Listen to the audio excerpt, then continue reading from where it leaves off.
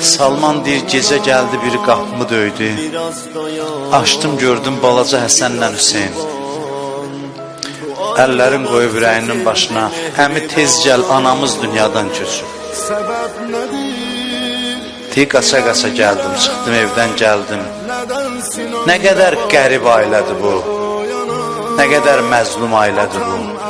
Hamımızdan soruşuram, körpə balaları olan bir ana dünyasını dəyişsə, deməzlər uşaqları aparın görməsin cənazəsin. Deyərlər uşaqları qonşuya aparın, uşaq görməsin. Salman deyir, ilahi içəri girəndə nə mənzərə gördüm. Gördüm o adamsız beli bükülmüş əli qüsul verir Zəhraya. Uşaqlar su gətirirlər.